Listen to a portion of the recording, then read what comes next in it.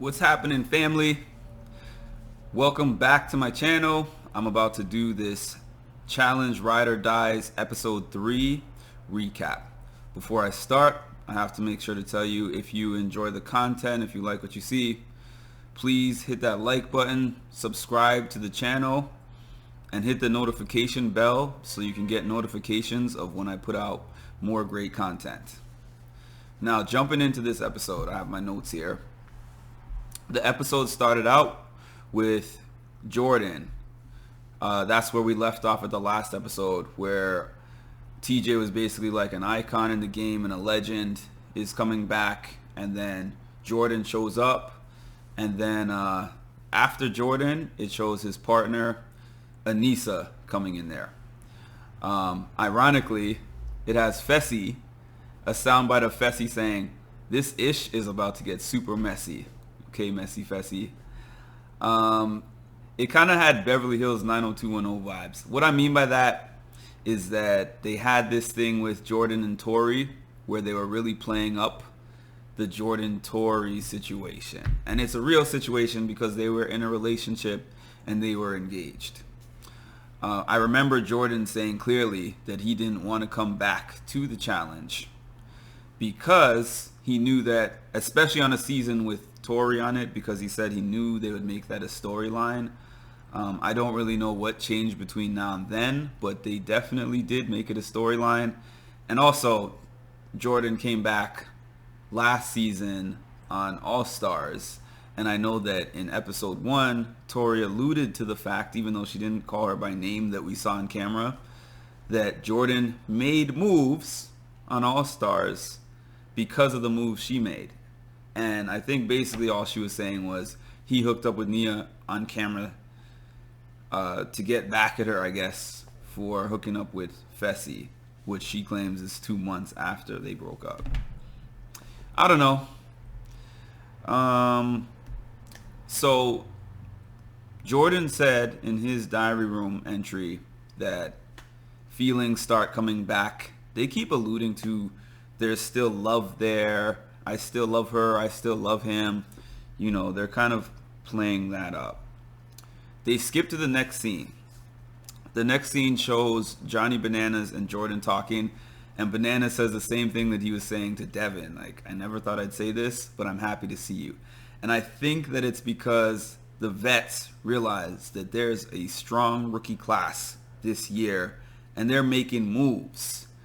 It looks like gone are the days where the rookies just come into the show starstruck and starry-eyed. Oh my God, it's Johnny, it's Laurel, it's this person, it's that person. Some of them still said, yes, I'm a fan of this one or I'm a fan of that one. But they're willing to take them out. Because I remember back in the day, Johnny and some other vets, Wes, other people used to rally the rookies around them and be like, I'm the vet that's going to carry you through this game. And then use the rookie to do their bidding and then chop them off. But then this whole thing with Johnny and Raven winning and being like, I'm putting vet teams in, we're coming for y'all vets, that set the tone early that either the vets couldn't really play the typical type of wait and see type of game or use the rookies type of game. They have to actually kind of band together to get rid of the rookies first. And I think that most of them, except for maybe like Jay's team, Jay and Michelle, I think all the other teams are like, I am going to work with these vets until we get the rookies out, and then we can take shots at each other, because they know that they don't have that many opportunities left. And also, they're getting older, and these rookies are good. The rookies that they brought this season. That was my little tangent, sorry. So, Bananas, I don't know. There's a lot that they're not showing on camera because Bananas just got there and he's giving everyone intel. So he's telling Jordan about Johnny and Raven. He's telling him about the partnerships that those 4 teams had formed. And saying that they're trying to gun for the vets and all that. So he briefed him on that, which I guess a lot of people must be talking to Johnny because he has so much intel early on. So it cuts to another scene. Oh, one more thing that I have here is that Johnny was saying that Fessy and Nelson are on the fence. They're kind of floaters. That's what Bananas was telling Jordan. So we're on this next scene. It's setting the tone. It's setting the scene where it's showing that Johnny basically has his partner and Nurys, who are both into him. He's into Nurys, and Raven is jealous about that because she's into him. And he's trying to get them on the same page. Like, she's my partner, you're my partner, I'm with you, but I like her. And I already knew. It's a recipe for disaster. You're not going to get two women who are into you on the same page, especially when one of them is your partner in the game. I just didn't see that happening. And I felt like they were trying to set the stage to show us what might happen in the future of the episode. So Aneesa has a talk with Tori. Aneesa came in saying, you know, Tori is my best friend. And she's very close friends with Jordan as well. But Tori is her number one, which we already knew. She's having this talk with Tori. Tori admits that she hooked up with Fessy out of spite. She called Fessy a walking mistake. Ouch. I mean, I don't really like Fessy, but it's a little rough that she hooked up with him, and then now she's calling him a walking mistake when they have to do all these challenges together, because they're both part of the challenge community now, and it seems like that's going to be the case for the next few years. And that walking mistake is going to see that, and I don't know, it's awkward to me, but hey, better than them than me. A walking living mistake, actually. It's even worse than what I was saying. So Tori again says that she worked with a therapist. She was saying there's not one formula for everyone, but it's worth going to see a therapist and finding out what's wrong and if you need meds or if you don't need meds. But I'm for the self-work. I agree with her. I have my own feelings about medications, when they're needed, when they're not needed, but this is not what this is about. So I'm just glad that she's doing what works for her, and I hope that her being a public figure on a public platform like that encourages people who have mental health issues to seek help. But it seems like a lot of the help that she was seeking is due to, well, it's probably due to a lot of things, but the thing that she's mentioning is getting over the breakup and how Jordan left her. She's clearly said that several times. Like, it really impacts her that Jordan left her.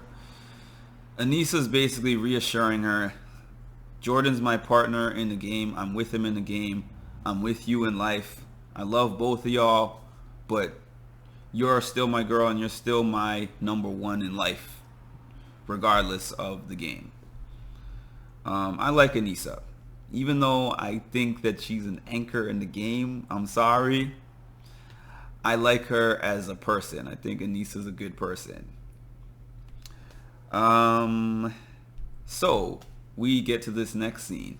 The next scene is about Fessy.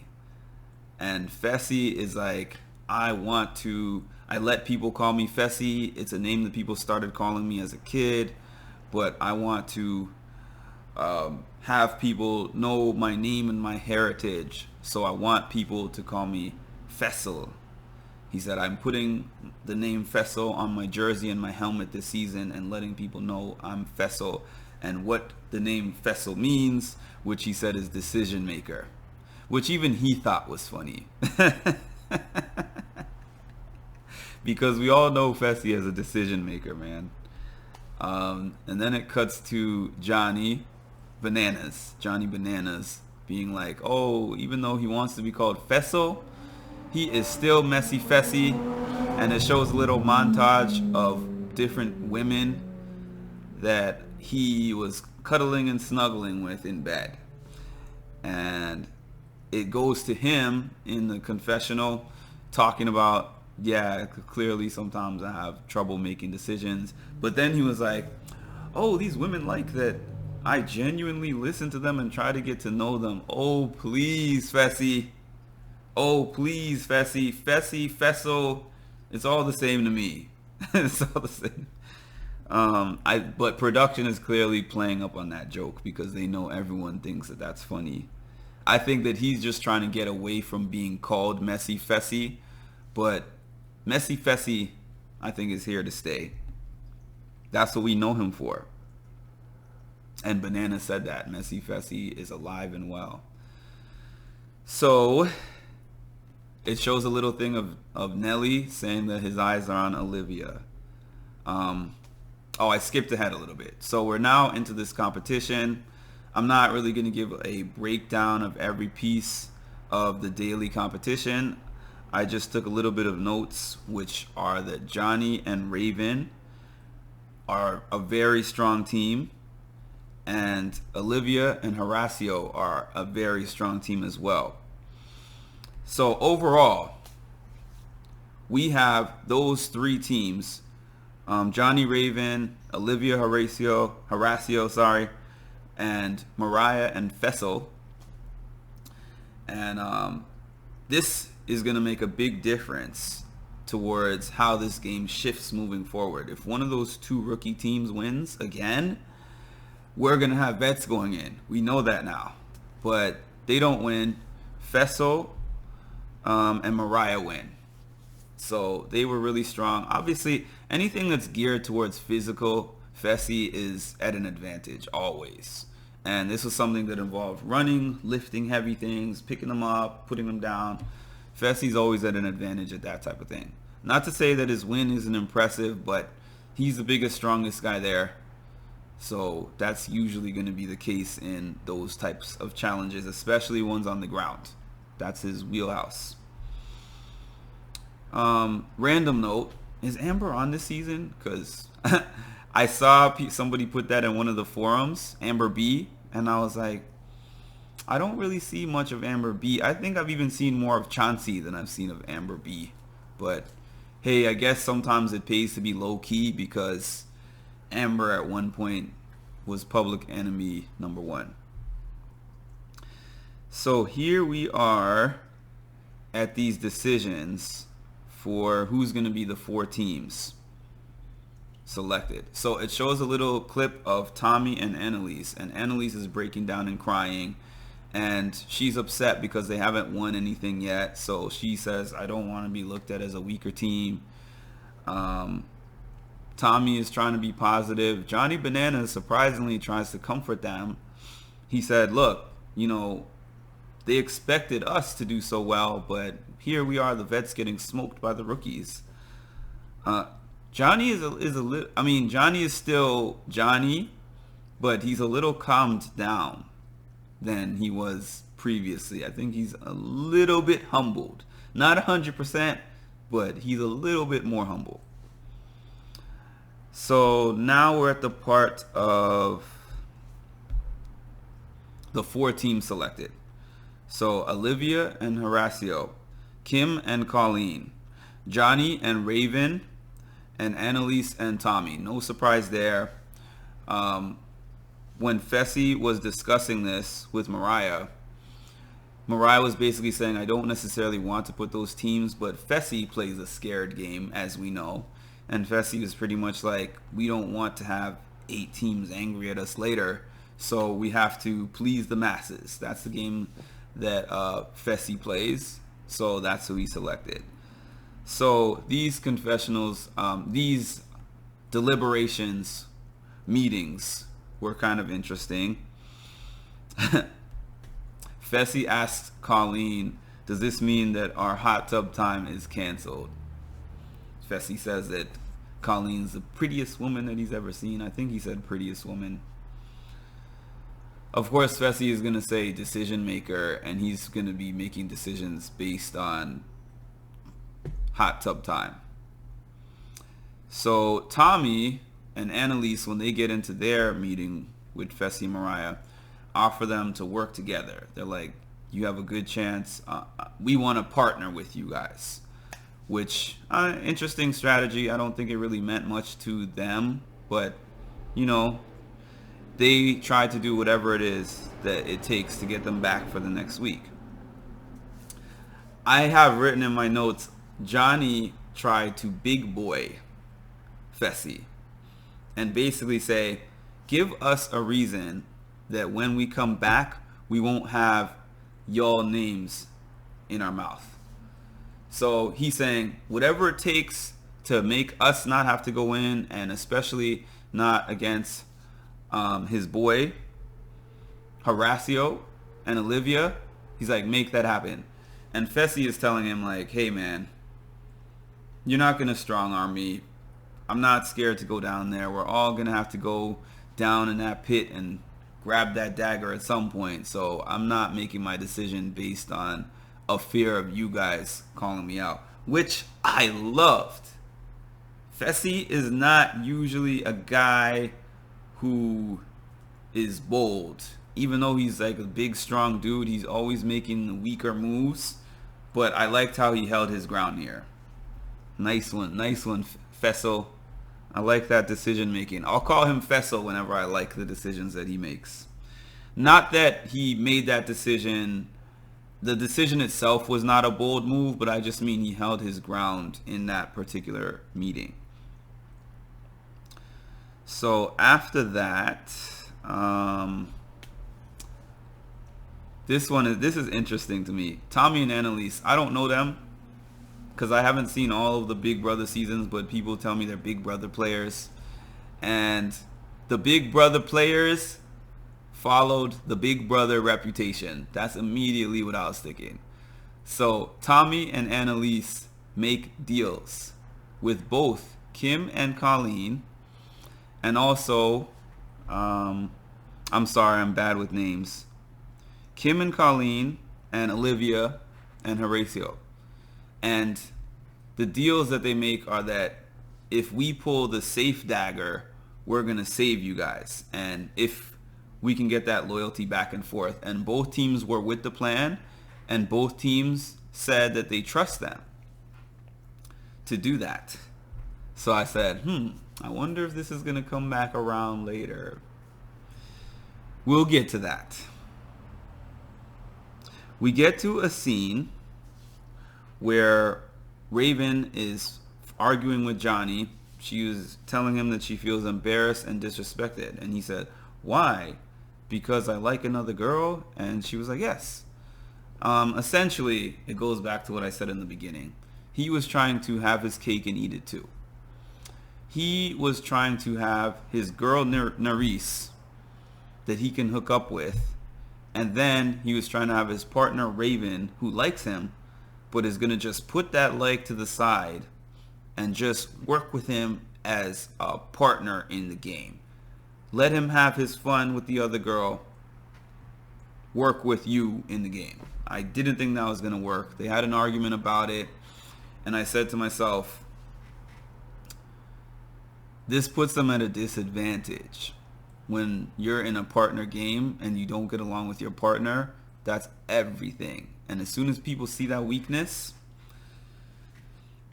you could be target number one. Okay, so they didn't really come to an agreement there. It didn't seem to be resolved. So now we finally get to this Tori Jordan conversation, which is a big deal. Tori, I know that a lot of it was probably cut out, so we saw the best snippet version of it that they could give us. Tori says that when Jordan broke up with her, she felt abandoned, and it's why she hooked up with Fessy. She was apologizing for that. She was apologizing to Jordan for hooking up with Fessy and explaining why she did it. Jordan, at least from what they showed us, wasn't saying too much, but he was just kind of taking in what she said. He said that he accepted her apology. Tori said to him that she's been doing a lot of self-work.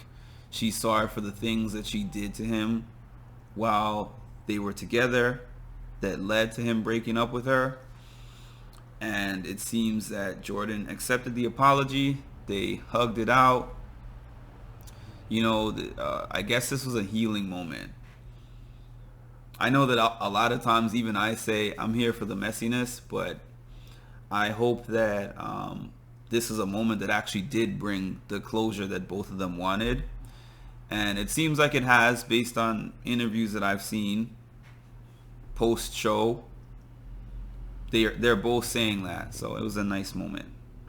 So we get to this next scene where Colleen tried to use decision makers messiness against him, where she was basically talking to Kim, her partner, and telling him, I like Fessy and I think Fessy likes me, so I'm gonna just talk to him and see if I can kind of sway him.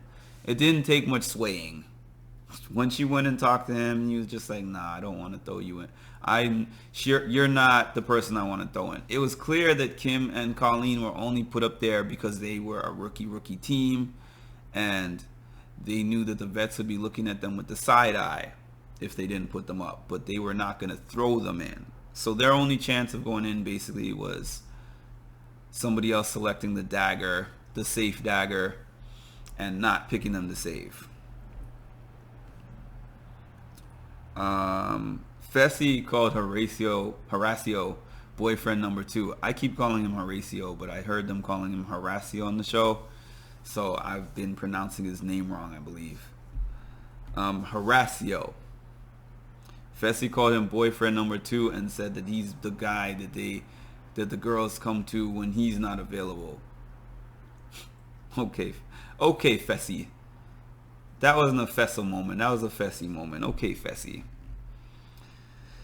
So we get to this moment where we're at the elimination. Johnny and Raven are selected to go down. I'm not surprised by that at all.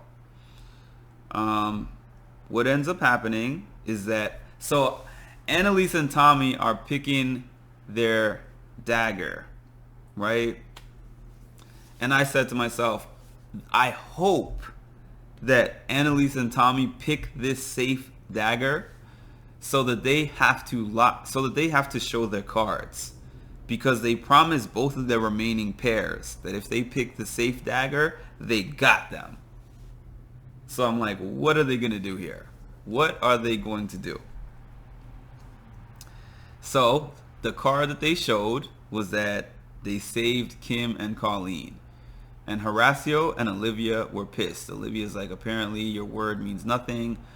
Horacio talks about the fact that they promised them that they would select them if they got the safe dagger, and they didn't. TJ's loving this.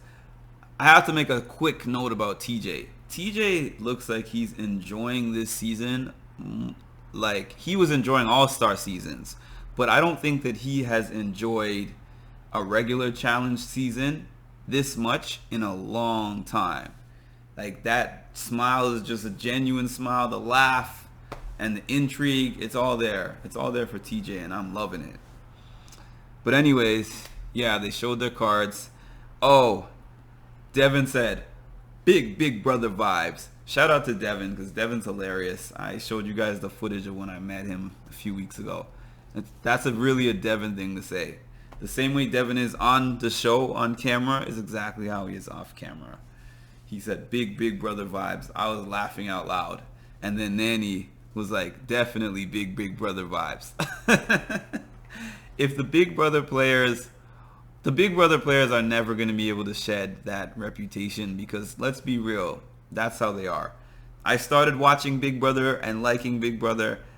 Hell, most of the people who started following this channel is because of my Big Brother season 24 live feeds and recaps. So y'all know I became a Big Brother fan. However, Big Brother players are known for lying and backstabbing. I'm not surprised with what they did with that dagger, because that's what you have to do on Big Brother. Big Brother vibes. That was the line of the episode for sure. So we get into this hall brawl. And this hall brawl is different. It's like, for me, it's weird. I do sled pushes. It's kind of like doing a live sled push against resistance.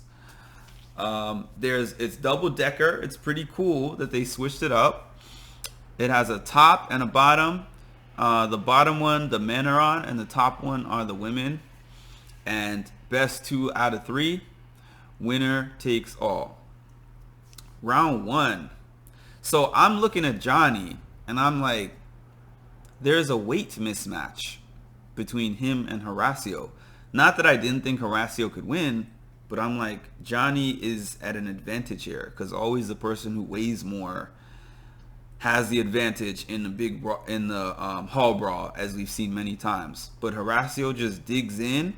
I guess he got a little strategy going, and he has functional strength. Come on, that's something that I have learned over the last few years, especially for myself, because I've always been like a big, stronger kind of person and a big build.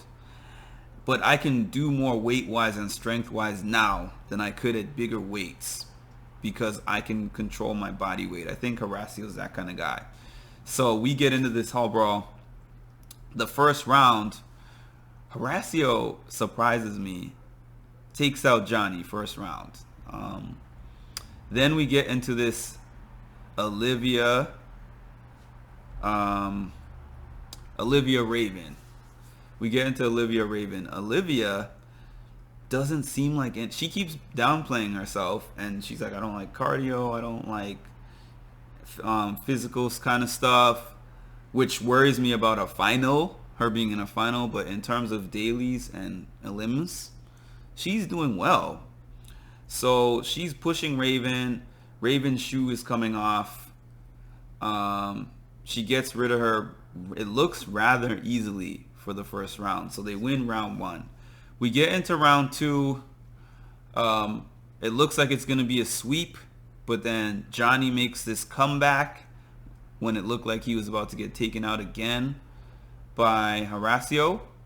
And now we're at 1-1. Winner takes all for the last round. So for the last round, it was a good battle. But Horacio, it showed that Johnny slipped running into the hall, and he was already at a little disadvantage because of that. Horacio took advantage of the moment, takes him out. Wow. Horacio is impressive, and all of the challengers should be worried about this guy. I hope he comes back. I hope he stays on the show. I am someone who's had such a hard time with rookies coming in, but we finally have some good freaking rookies that I can see rooting for after my vets are finally gone out of the show. Anyways, man, Olivia takes out Raven rather easily. So easily, like 2 seconds. And I don't know if it's because she was that much stronger than her or Raven gave up. I think it was a combination of mental and physical. Raven's head was not in the game. And also, I guess Olivia was in the game and she did well. So they're a strong team. Yeah, and the group seemed to be real happy, especially the vets. Basically, I would say that Tommy and Annalise did the vets' dirty work because all the vets wanted that exact matchup. They wanted Johnny or Horacio to go, but preferably Johnny first.